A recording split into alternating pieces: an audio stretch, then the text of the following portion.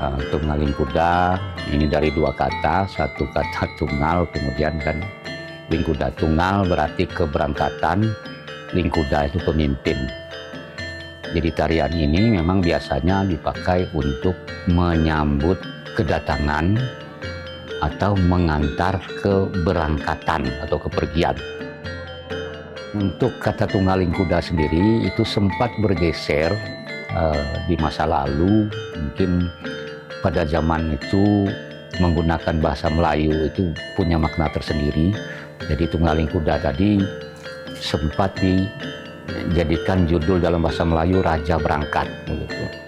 Nah, mengetahui hal itu kami, saya dan kawan-kawan, maksud saya mengembalikannya ke bahasa yang asli tunggaling kuda. Karena kata tunggaling kuda itu sendiri adalah sebetulnya judul dari musiknya. Biasa musiknya ini sering dimainkan tanpa tarian, ya namanya tetap tunggaling kuda begitu. Nah, kalau nanti dia mengiringi tari, pasti ada aransemen khusus yang disesuaikan dengan tarian itu. Penari hanya menari, musik pengiring ada pemain sendiri begitu. Nah, kemudian untuk jumlah itu tidak ditentukan berapa.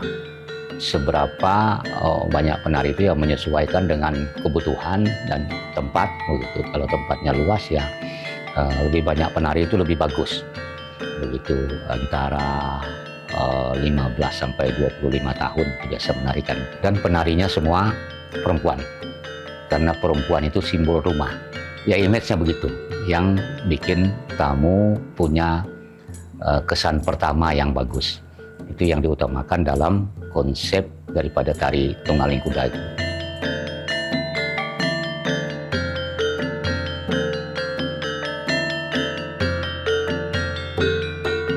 Pasti secara awam kita memahami bahwa tarian itu seni gerak begitu.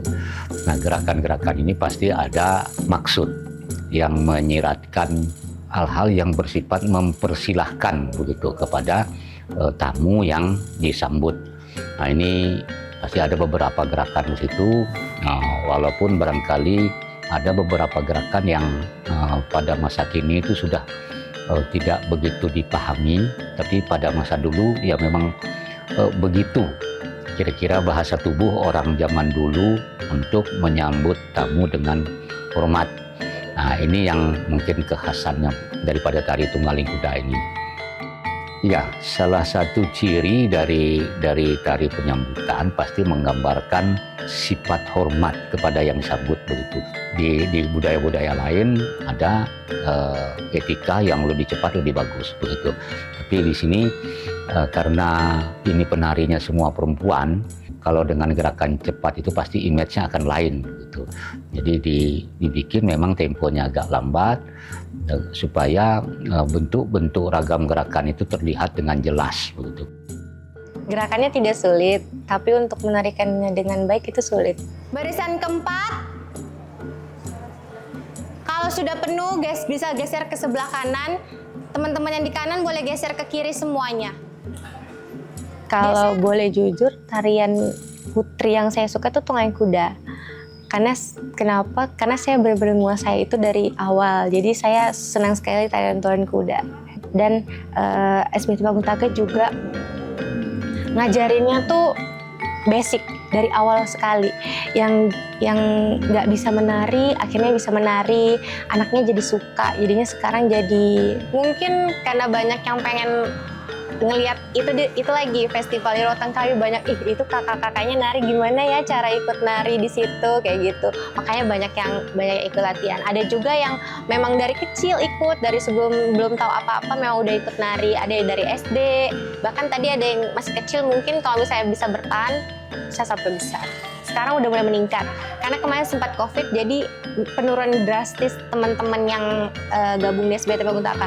Tapi sebelum COVID itu banyak sekali yang masuk, karena apalagi kalau ada event Iro Tengkayu awal tahun itu pasti anak-anaknya yang ikut tari kolosal pasti gabung ke SBT Paguntaka. Dulu latihannya di belakang Trakindo di Paguntaka, tapi karena jumlahnya semakin banyak, jadi akhirnya dipindahkan ke sini. Bahkan dulu pernah sampai 130 orang, jadinya dipindahkan ke sini.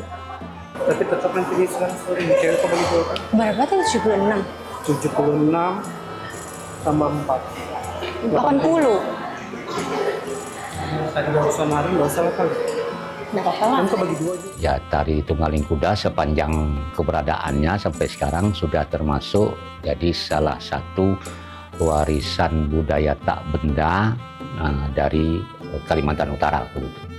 Karena keberadaannya yang bisa bertahan melampaui beberapa zaman sampai saat ini gitu.